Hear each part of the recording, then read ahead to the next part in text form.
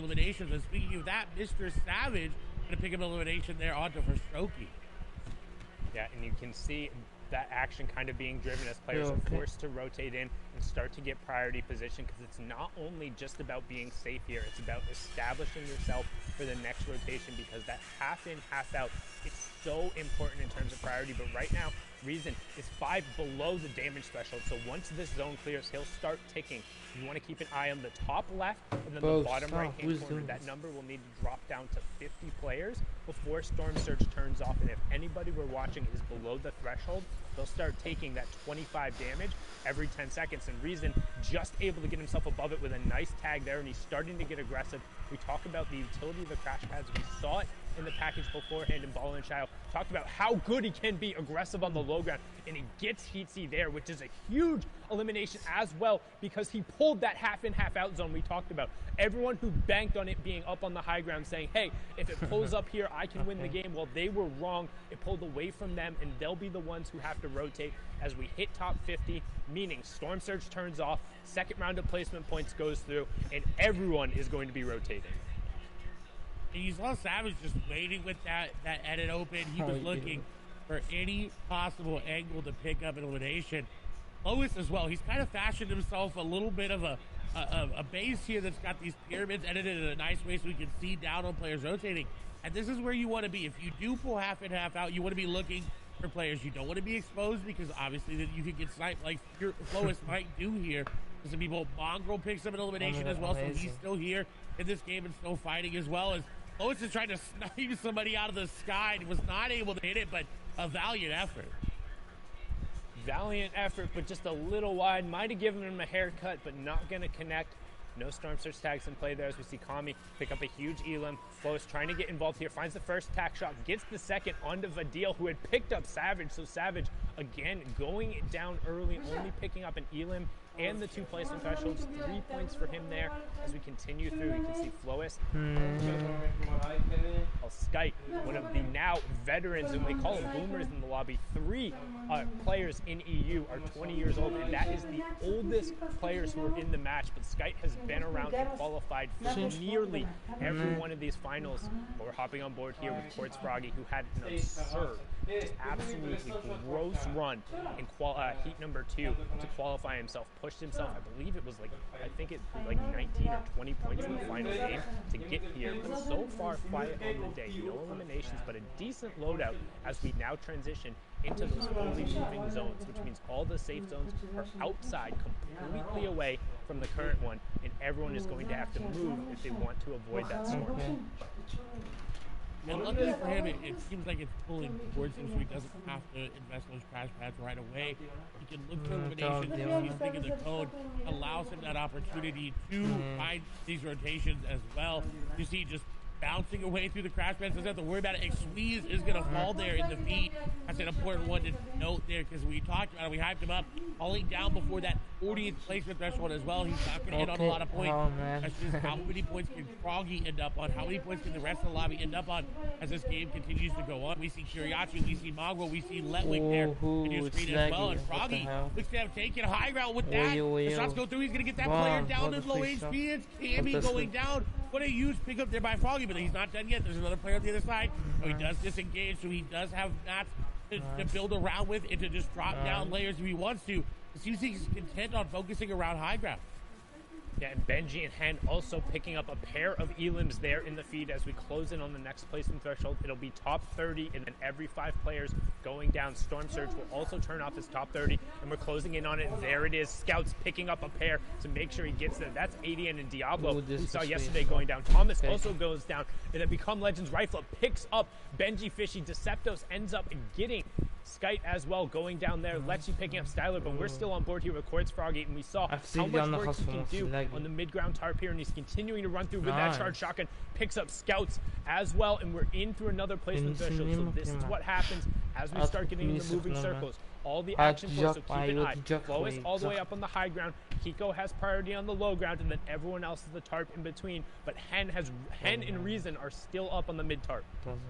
I think Flois was able to pick up that shockwave launcher from what it looked like. He may have used the crash pad to take it, but Mongrel, I believe, going to fall there on the backside. Rezon still in this game, getting eliminations. Hid thing on 4. Crash Pad will come out here for him. He does have a lot of materials left. Carrot picking up 3 eliminations there on the backside. As shots come through on the hit, he is going to be able to block it off. And the capitalization there on the Stacey will be good. As he realized already losing HP. Kinsel going to take down a player there as well. Anas going to fall. Lois does have what it seems like a crash pad to maintain high ground, but Bad Sniper coming up. Deceptro's coming up as well. Everybody is coming up for high ground. Rezon just trying to make it through. And everyone pushing for the high ground right now, but not necessarily paying attention to what's going down the low ground where people are cleaning up on eliminations. You have Flois in your top right, Froggy in your bottom right, everyone else on the wide. You can see Flois is up on that ultimate high ground. Deceptos in hand down on that low ground with Rezon just above them. Froggy waiting for his opportunity, but keep an eye on the number of builds because we're getting down to the final one. Flois going to pick up an elimination there, and he's doing a really good job at just maintaining that high ground control as we're closing in on our top 5. One more player will go down, and it's all about getting to the top 3. Boom, we have it. Letwick, Bad Sniper, Froggy, Hen, and Flois, top 5 in game number 1. Oh shit. And Flois looking to close it out 4 eliminations, but Froggy down below, you cannot count him out yet. He is right there. If he takes down Flois from below, that'll be so huge for him because he will get that shockwave launcher, get that mat refresh. Letwick's very, very low, but likely going to be edited down. Shots come through, but no, Flois going to be able to take him down. Froggy gets down hit. In the meantime, 1v1, Froggy versus Flois. The shockwave launcher up above. Froggy trying to dodge him. Flois sending him down. He's trying. But he's running out of match. 15 builds remaining, and Froggy does not look like he's stopping anytime soon. Going out the zone, taking some damage, going to shockwave himself down. Little Metro classic. Shotgun does come through. The shockwave is going to send him flying. Shots come through. Flois is going to get the beam, and he takes down Froggy for the victory royale.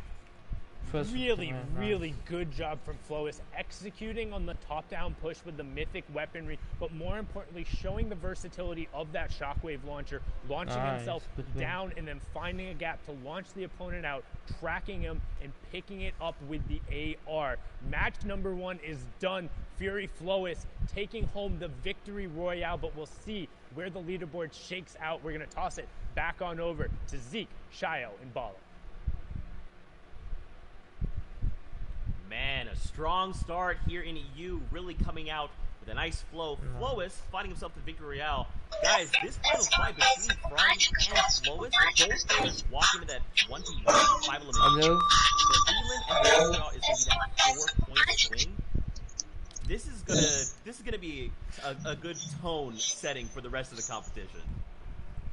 We saw it in every region, right? 1 point matters, and that's a 4-point difference for that win and the Elam. The coolest thing, though, to me was the versatility for Flois and how he was playing every single engagement differently and using his entire kit to be able to hold first overall in Europe right now. 6 eliminations, 20 points, and that victory royale. Yeah, but there's also other people lurking here too, and with only the first game, don't forget there's 6. People are starting to establish themselves. I see Hen in 3rd place right now with 15 points, a sign that he can actually be on that hot streak. Hen, a very hot and cold player. Letwick played significantly well yesterday, and he's there again in towards the top placements, and also with a couple elims to put himself in 4th place, but Kinsel too. And then the rest of this, I think, is kind of maybe a little different than what we might expect him towards the end of the day. You have Carrot, you have Deceptos, you had a Nas. I mean, there are some of these guys who have the potential to win for sure, but I don't know if that's quite it yet. Yeah, I think at the top, I mean, obviously this is such a strong start. 20 points for Flois. Now he's off the line, but he needs to take that next step and turn this into a full-on sprint toward the end. Is this the momentum he needs to do this, though?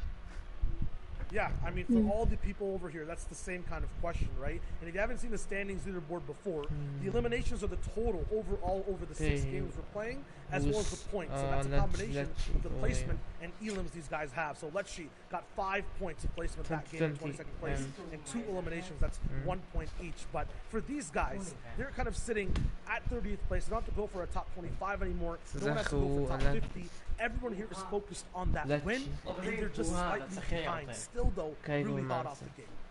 Yeah, there's a lot of different things that people have to figure out on this first game. There are a lot of things and changes to what people might have been expecting. The plan, Zeke, you talked earlier about how these guys are all starting to do their research and whatnot.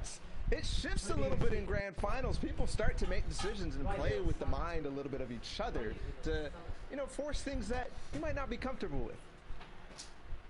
lot of that is going to dictate that drop spot, right? And how that could, I mean, we're talking about 100 of the very best in the world. If I'm going somewhere and my peer is going somewhere that I'm used to playing with and against, that is going to dictate my play and theirs. I mean, it always starts from the early game, right? Just in general, the entire tournament, from game number 1, your mentality is set in if you do well, if you do bad, and now everyone has different expectations. If you're like Flowis, you're at the top spot, you guys mentioned it. Now it's a game of endurance, of holding it and not faltering when things go bad. And in the grand finals, we have seen tournament after tournament. Being uncontested increases your chances of winning tournaments by tenfold, if not more than that. So being uncontested means you have nobody landing with you. You might be familiar with landing in a hot spot. You don't want to be doing that in grand finals or in set lobbies at all. Yeah, the opposite of that is contested when someone is there, and Mr. Savage and Noah Riley are side by side at the yacht on the northern side of the map. 2 other big names all the way at Slippery Swamp, Kiriachi and then Benji Fishy.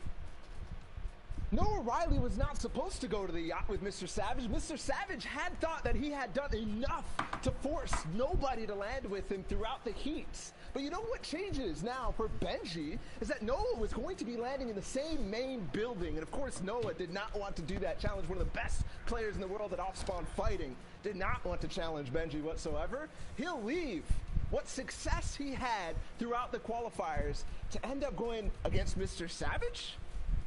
I mean, now it's going to be even harder, I think, for Noah Riley all the way up at the yacht. For Benji, even freer. But how did that look in game number 1, right? We're talking about these names, and we missed one of the biggest ones from the first game, Flowis, who ended up getting the Shockwave loot. Didn't start with it, though. He was at the Orchard.